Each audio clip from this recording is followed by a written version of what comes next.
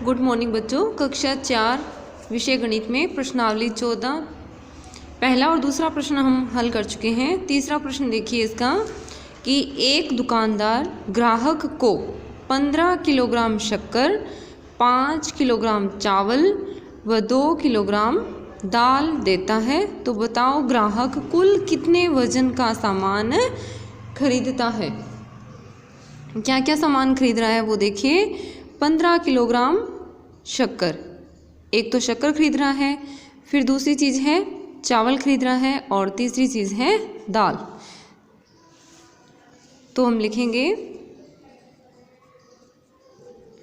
कि ग्राहक द्वारा खरीदे गए सामान की मात्रा, जो सामान उसने खरीदा है वो लिखते हैं। तो देखिए सबसे पहले शक्कर कितनी खरीदी है,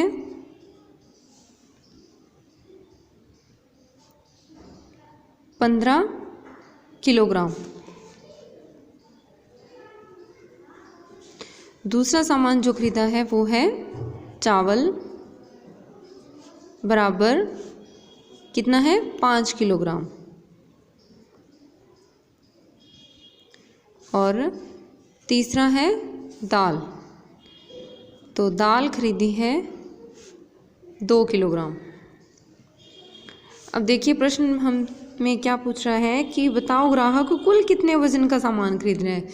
कुल सामान कितना खरीदा है, इसके लिए हम क्या करेंगे, जोड़ करेंगे कि खरीदा गया, ग्राहक द्वारा खरीदा गया कुल सामान, कुल सामान। तो इन सबको क्या करेंगे, जोड़ देंगे। 15 किलोग्राम शक्कर है, 5 किलोग्राम। अब देखिए 5 आपको कहाँ पर लिखना है, इकाई के स्थान पर, यहाँ नहीं लिखना क्योंकि ये दहाई का अंक होगा यहाँ पे। तो इसमें इकाई के स्थान के नीचे 5 लिखेंगे, 5 किलोग्राम। फिर इसी तरह से 2 किलोग्राम, ये भी इकाई के स्थान पर। अब इनका जोड़ करेंगे तो देखिए 5 और 5 10, 10 और 2 12, 12 का 1 हासिल 1, 1 और 1 2, तो कुल सामान कितना हो गया 22 किलोग्राम। चौथा प्रश्न देखिए, दुकानदार 400 ग्राम की वस्तु को तौलने के लिए 100 ग्राम के कितने बाट तराजू में रखेगा। जो सामान हमें तौलना है कितना है, वो 400 ग्राम की वस्तु है, तराजू से तौलना है। तो एक पलड़े में जैसे 400 ग्राम की वस्तु रखनी है और एक पलड़े में हमें 100 ग्राम वाले बाट रखने हैं। तो कितने बाट होंगे कि 400 ग्राम वस्तु है वो उसके बराबर हो जाए। तो देखिए 400 ग्राम, 100 को कितनी बार लेंगे, तो 400 ग्राम है, 100 ग्राम का बाट है, तो एक बार लिया 100 ग्राम, 2 बार लिया तो ये 200 ग्राम हो गया, 3 बार लिया तो 300 ग्राम और 4 बार लेंगे तो 400 ग्राम। तो 400 ग्राम वस्तु को तौलने के लिए 400 ग्राम वस्तु को तौलने के लिए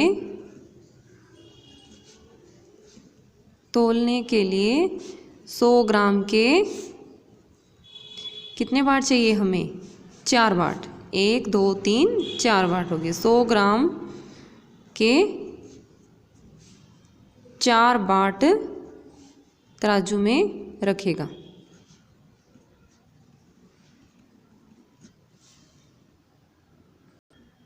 पांचवा प्रश्न देखिए, एक ग्राहक दुकान से 5 किलोग्राम शक्कर का थैला लेकर चलता है। रास्ते में थैला फटने पर 2 किलोग्राम शक्कर बिखर जाती है। थैले में कितने किलोग्राम शक्कर बचेगी। देखिए ग्राहक है वो शक्कर कितनी खरीदता है, 5 किलोग्राम खरीदता है, लेकिन रास्ते में थैला फट जाता है तो 2 किलो शक्कर है वो बिखर जाती है। तो हमें बताना है कि कितनी शक्कर बचेगी।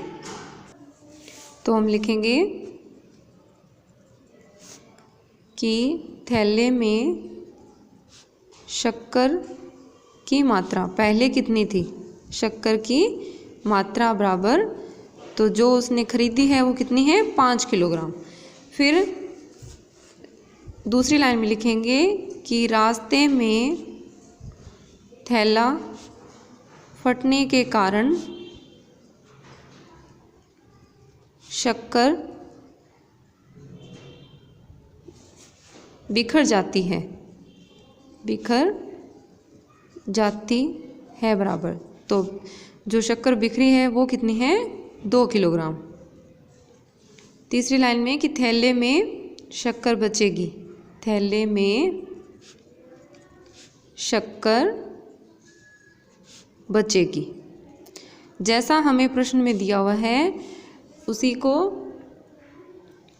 उत्तर में इस तरह देखिए, थोड़ा सा चेंज करके कि पहले जो शक्कर की मात्रा थी वो लिख दी, फिर थैला फटने के कारण शक्कर जो बिखरी है उसकी मात्रा लिख दी, और तीसरा कि थैले में शक्कर बचेगी तो 5 किलोग्राम थी और उसमें से 2 किलोग्राम बिखर गई, तो कितनी बची, 5 में से 2 घटाएंगे तो 3 किलोग्राम शक्कर है वो थैले में बचेगी। छठा प्रश्न देखिए, एक बोरे में 50 किलोग्राम गेहूं है तो 5 किलोग्राम गेहूं के कितने छोटे थैले बनेंगे। देखिए इस तरह का प्रश्न हो कि आपको बड़े नाप दे रखा हो और उसमें से छोटे नाप के थैले या पैकिंग कुछ भी बनानी हो, तो इसमें क्या करते हैं, भाग करेंगे हम। तो लिखेंगे कि गेहूं की कुल मात्रा, टोटल गेहूं कितना है हमारे पास, 50 किलोग्राम है, या छोटे रूप में हम लिखेंगे तो किग्रा, 50 किग्रा। इसमें से देखिए, इसमें से 5 किलोग्राम या किग्रा गेहूं के छोटे थैले भरने पर थैले बनेंगे बराबर।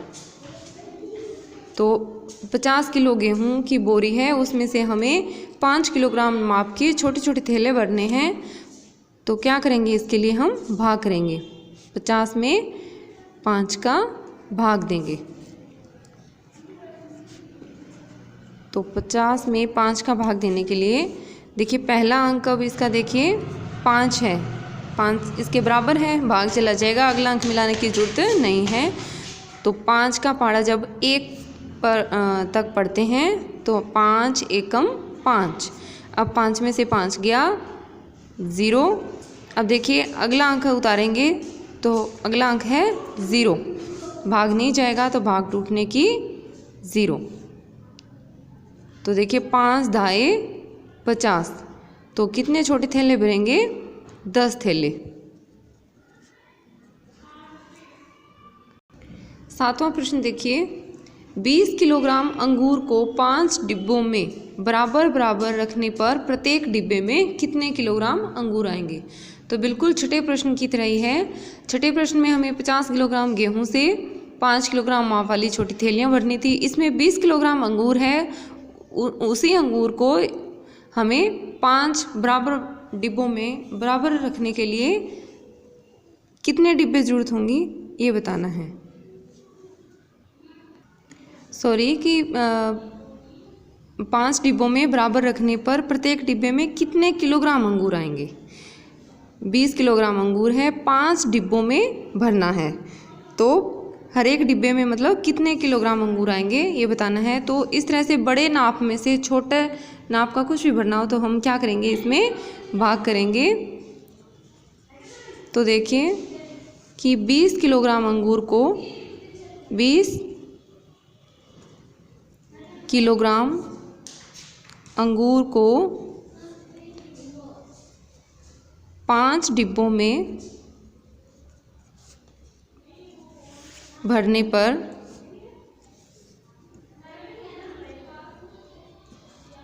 प्रत्येक डिब्बे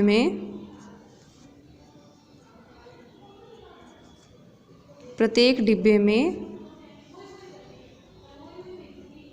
अंगूर आएंगे बराबर। 20 किलोग्राम अंगूर है, 5 डिब्बों में भरना है तो 5 का भाग देंगे। तो 20 में 5 का भाग देंगे। देखिए पहला अंक देखिए अब इसका 2 है, 5 से छोटी संख्या है, भाग नहीं जाएगा। अगला अंक और मिलाएंगे तो संख्या बन गई 20। तो 5 का पहाड़ा वहाँ तक पढ़ें कि 20 आए। तो 5 का पहाड़ा जब हम 4 तक पढ़ते हैं तो 5 चौके 20, और 20 में से 20 घटाने पर कुछ नहीं बचेगा। तो कितने डिब्बों प्रत्येक डिब्बे में कितने किलोग्राम अंगूर आएंगे? 4 किलोग्राम अंगूर आएंगे। तो आप इस वीडियो को ध्यान से देखेंगे, समझेंगे और प्रश्नावली 14 के ये प्रश्न है वो हल करेंगे। धन्यवाद।